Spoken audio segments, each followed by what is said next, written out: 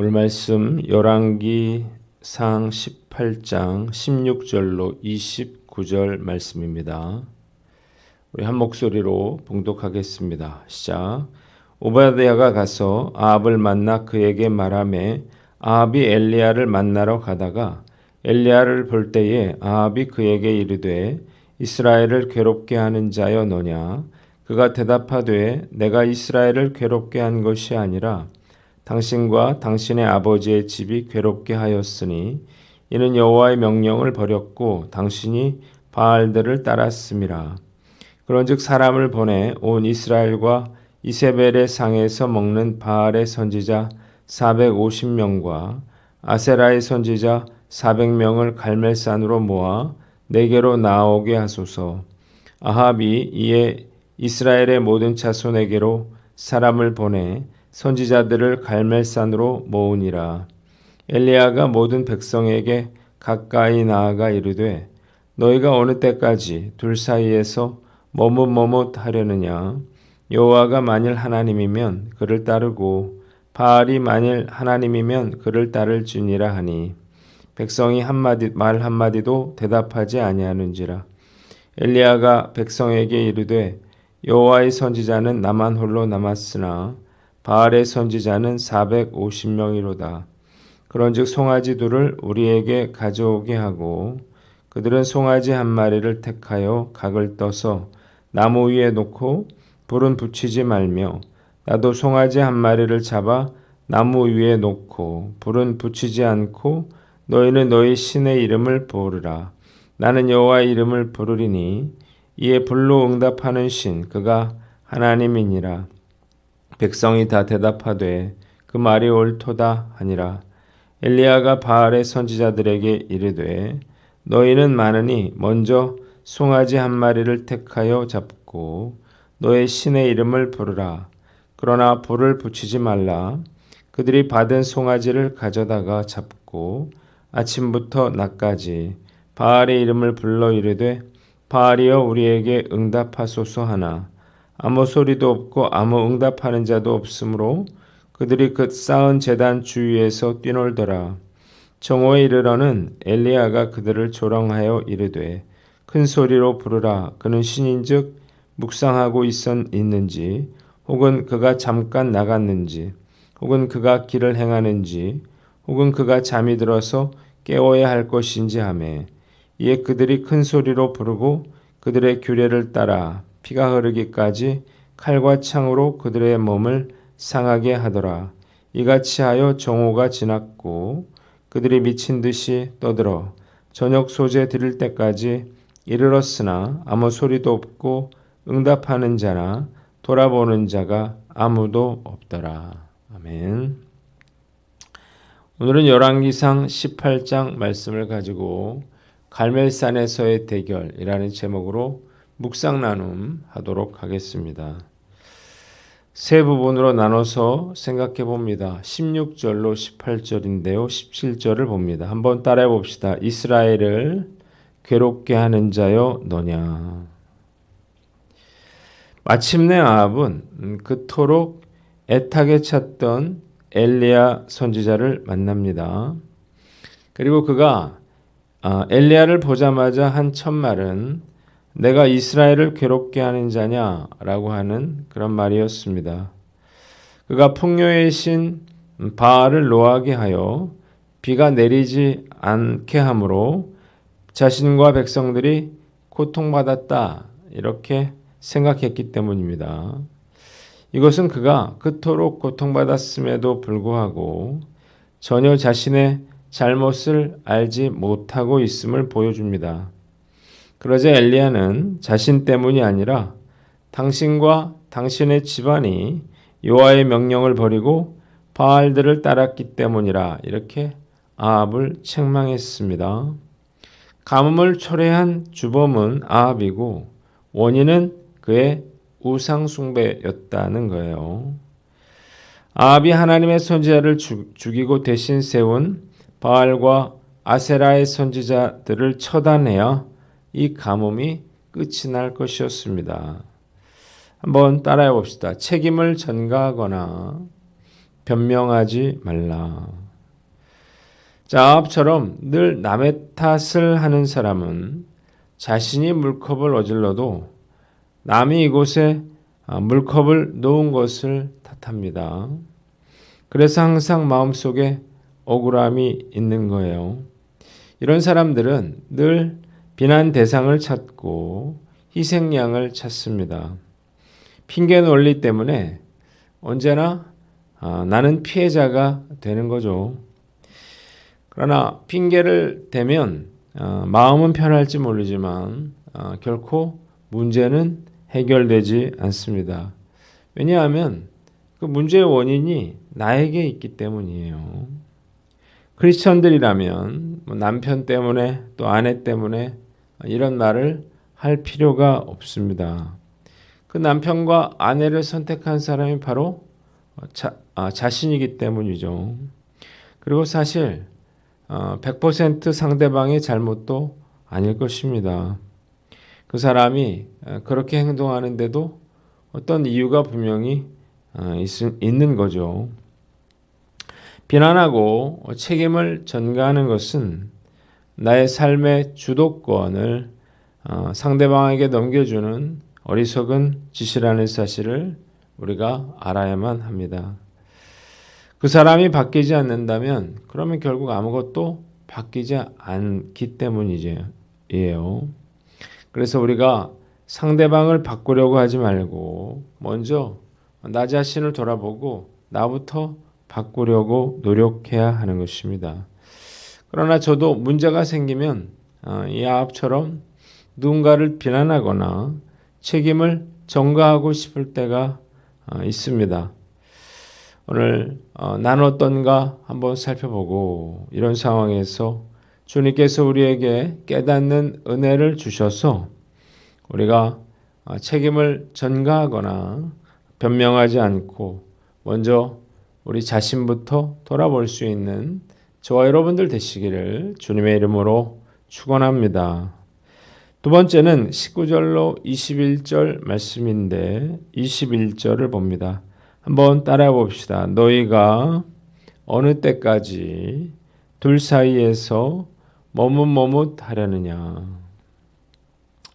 엘리야는 아합 왕에게 갈멜산의 이스라엘 백성들 그리고 바알 선지자 450명 그리고 아세라 선지자 400명을 모아달라 이렇게 말을 합니다. 아합이 사람들을 불렀죠. 그러자 엘리야는 그들에게 너희가 어느 때까지 둘 사이에서 머뭇머뭇하겠느냐 이렇게 그들을 책망합니다. 백성들이 바알과 하나님을 동시에 섬기고 있었기 때문인데 이 엘리야의 말에 그들은 한마디도 대답하지 못했습니다. 한번 따라해 봅시다. 섬길 자를 택하라. 엘리야 선지자는 이스라엘 백성들에게 오늘 섬길 자를 택하라 이렇게 요구했습니다. 하나님과 우상을 겸하여 섬길 수가 없기 때문이에요. 이유가 무엇인가요? 인간은 두 주인을 섬길 수 없도록 그렇게 창조되었기 때문입니다. 그러니까 인간의 마음은 결국은 한쪽으로 쏠리게 돼 있다는 거예요. 마음이 한쪽으로 기울면 나머지는 눈에 들어오지 않는 것입니다. 예를 들어서 우리가 돈과 하나님은 겸하여 섬길 수가 없는 거죠. 결국 돈이 우리의 마음을 빼앗아서 우리를 하나님으로부터 멀어지게 만드는 것입니다. 그래서 하나님과 우상은 겸하여 섬길 수가 없는 거죠. 그래서 엘리야 선지자가 하나님과 우상 중에 바알 중에 하나만 선택하라 그렇게 요구하고 있는 것입니다. 말씀 묵상하면서 난 어떤가 한번 생각해 봤습니다. 근데 저도 역시 얼마든지 하나님과 우상을 겸하여 섬길 수 있겠다 그런 생각이 듭니다. 그래서 우리가 세상의 것에 마음을 빼앗기지 않도록 늘 주의하셔야만 하는 거예요. 그러기 위해서 우리가 해야 될 일이 있는데 첫째로 절제입니다. 절제해야만 우리가 우상에게 마음을 빼앗기지 않을 수 있습니다. 뭐 인터넷도 절제하고 TV도 절제하고 뭐 돈 쓰는 것도 절제하고 잠자는 것도 절제하고 물건 사는 것도 절제할 줄 알아야 하는 거예요. 절제하지 못하는 순간에 이런 것들이 내 마음속에서 하나님을 몰아내고 그리고 우상의 자리에 앉게 되기 때문입니다. 둘째로 즉시 돌이키라는 건데요. 우리가 세상에 살면서 세상의 것에 마음을 빼앗기지 않고 산다는 것 참 어려운 일이죠. 그래서 중요한 것은 내가 지금 마음을 빼앗겼구나 라고 하는 사실을 깨달을 때마다 즉시 돌이켜 회개하시라는 것입니다.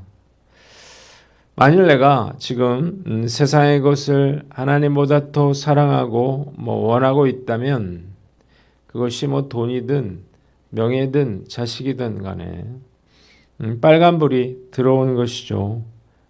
위험 신호인 것입니다. 이유가 무엇인가요? 우리가 이런 세상의 헛된 것들에 마음을 빼앗기면 결국 우리가 약해지고 어리석어지고 추해지고 결국 사단에게 무릎을 꿇는 비굴한 삶을 살게 되기 때문이에요. 오늘 나는 어떤가 한번 살펴보고 엘리야 선지자가 섬길 자를 택하라 그랬는데 하나님과 우상을 겸하여 섬길 수 없다라고 하는 사실을 깨닫고 우상에게 마음을 빼앗기지 않는 저와 여러분들 되시기를 주님의 이름으로 축원합니다. 마지막으로 22절로 29절 말씀입니다. 24절을 봅니다. 한번 따라해 봅시다. 불로 응답하는 신 그가 하나님이니라. 자, 오늘 유명한 그 갈멜산의 대결에 대해서 나와 있습니다. 엘리야는 1대 850으로 각각 송아지 한 마리씩을 각을 떠서 나무 위에 올려놓고 그들은 바알과 아세라 신의 이름을 부르고 자신은 여호와의 이름을 불러서 불로 응답하는 신을 참 하나님으로 인정하자 이렇게 제안했어요. 그러자 모두가 그 말이 옳다, 좋다 그렇게 말을 했습니다. 이 대결로 바알과 여호와 중에서 누가 참 신인지가 드러날 것이고 그리고 이 가뭄의 원인이 무엇인지도 분명하게 밝혀질 것이었습니다. 구체적인 방법이 확정이 되자 이제 본격적인 대결이 시작됐습니다. 엘리야는 먼저 바알 선지자들에게 기회를 줍니다. 그러자 이 바알 선지자들은 아침부터 낮까지 바알이여 우리에게 응답하소서 이렇게 소리 지르면서 부르짖었습니다. 그러나 아무런 응답도 없고 소리도 없었어요. 그러자 그들은 그 쌓은 제단을 에워싸고 돌면서 춤을 추기 시작했습니다. 이를 지켜보던 엘리야가 그들을 조롱했어요. 더 큰 소리로 불러보라 하는 거예요. 자, 그러자 그들은 큰 소리로 미친 듯이 자기 신들의 이름을 부르고 규례를 따라서 칼과 창으로 자신들의 몸을 찔러 피가 흐르게 했는데 그럼에도 불구하고 아무런 소리도 없고 응답하는 자도 없고 돌아보는 자도 없었습니다. 한번 따라해 봅시다. 헛된 우상을 의지하지 말라.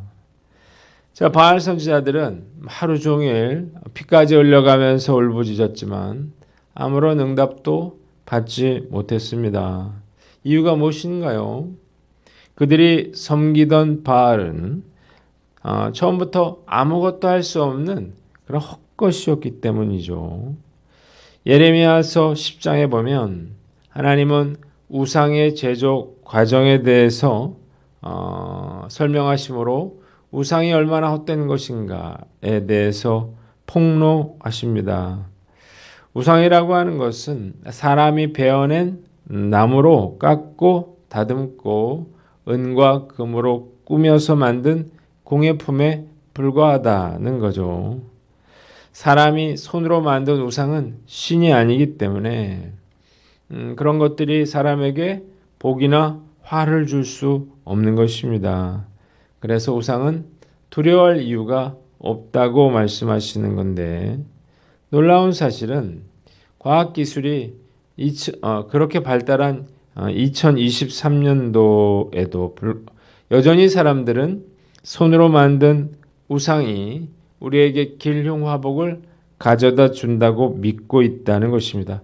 그래서 지금 이 순간에도 이 나라 전국에서 수많은 사람들이 우상 앞에 엎드려 소원을 빌고 있습니다. 이유가 무엇인가요? 이런 불상이 우환을 쫓고 복을 가져다 준다 이렇게 믿고 있기 때문인데 정말로 안타까운 일이 아닐 수 없습니다. 우상은 화를 주거나 복을 줄 수 있는 존재가 아니라는 사실을 아시기를 바랍니다. 그러니까 우상에게 빌어봐야 아무런 소용도 없는 거죠. 사람이 손으로 만든 것이 어떻게 인간의 생사화복을 주관할 수 있겠습니까? 그럼에도 불구하고 이 첨단 시대의 현대인들은 불안에 떨면서 지금도 점쟁이와 무당을 찾아서 자신의 미래와 운명을 묻고 있습니다. 만약 믿는 자들이 우상 숭배에 빠져서 이런 축복을 기대한다면 마지막 심판날에 바알의 선지자들처럼 비참한 최후를 맞게 될 것입니다. 오늘 나를 유혹하고 있는 우상은 무엇인가? 내가 하나님보다 더 사랑하고 더 의지하는 것이 우상임을 알고 철저하게 우상 숭배로부터 나 자신을 지키는 저와 여러분들 되시기를 주님의 이름으로 축원합니다. 두 번째는 믿음으로 행동하라는 것입니다. 한번 따라해 봅시다. 믿음으로 행동하라. 엘리야는 혼자서 바알과 아세라 선지자 850명과 대결을 했는데 정말 놀라운 용기가 아닐 수 없습니다. 더 놀라운 것은 엘리야가 먼저 그들에게 선택권을 주었다는 것입니다. 만약 그들이 먼저 응답을 받게 됐다면 어떻게 됐을까요? 엘리야는 하나님의 응답을 받기 위한 어떤 시도도 하기 전에 그들로부터 죽임을 당하고 말할 것이었습니다. 이 사실을 알면서도 엘리야가 먼저 그들에게 선택권을 준 이유가 무엇인가? 그가 전적으로 하나님을 신뢰하고 있었기 때문인데 그들은 응답받을 수 없다는 사실을 알았습니다. 그래서 그들의 실패와 자신의 승리를 더 극적으로 드러내기 위해서 그들에게 먼저 바알을 부르라 이렇게 제안한 것입니다. 엘리야가 이토록 담대하게 바알과 아세라 선지자 850명과 대결을 할 수 있었던 이유는 그가 하나님께로부터 말씀을 받았기 때문이에요. 그는 하나님의 말씀을 전적으로 신뢰했습니다. 그래서 담대하게 목숨을 걸고 이 대결을 벌이고 있는 것입니다. 무슨 일이든 우리가 기도로 받게 된다면 아무것도 염려할 필요가 없는 것입니다. 결국 하나님이 행하실 것이기 때문이죠. 하나님께서 행하기로 작정하신 일은 무조건 이루어진다는 사실을 믿으시기를 바랍니다. 예전에 교회를 개척하기 전의 일인데 제가 교회를 개척하기로 당회에서 결정이 된 후에 담임 목사님의 은퇴를 하시게 됩니다. 그래서 새로운 목사님이 부임을 하게 되면서 상황이 달라졌어요. 교회 분위기도 개척에 호의적이지를 않았고 그래서 그 약속됐던 5천만 원도 받으리라는 보장이 없었습니다. 당시 부목사들이 교회를 개척을 할 때 교회에서 건축원금을 한번 해주고 그리고 비품 헌금을 한번 더 해주곤 했는데 이게 거절이 됐어요.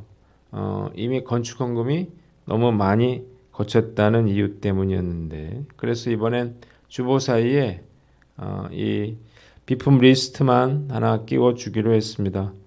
그런데 이런 상황에서도 저는 믿는 구석이 있었는데, 하나님께서 교회 건축에 대한 확실한 응답을 주셨기 때문입니다. 당시에 하나님께서 저에게 여러 교회에 가서 설교를 할 수 있는 기회를 주셨습니다. 제가 이 당시에 똑같은 설교를 3번을 했는데 왜 내가 이런 설교를 해야 되는지 당시에는 잘 몰랐습니다. 그런데 제가 마지막으로 본교회에서 설교할 수 있는 기회가 생겼습니다. 저는 3번이나 했던 그 설교를 했고, 이 설교를 통해 은혜를 받은 분들이 앞다투어 헌금을 해주셔서 어려움 없이 비품을 마련할 수가 있었습니다. 응답받을 때까지 우리가 열심히 기도해서 우리가 정말 응답의 확신이 있다면 믿음으로 담대하게 행동할 수 있으시기를 바랍니다. 하나님께서 우리의 믿음대로 말씀대로 행동하시기 때문이에요. 목숨을 걸고 믿음으로 바알과 아세라 선지자들과 대결을 벌였던 엘리야 선지자처럼 우리도 믿음으로 담대하게 선포하고 행동하는 저와 여러분들 되시기를 주님의 이름으로 축원합니다. 기도하겠습니다.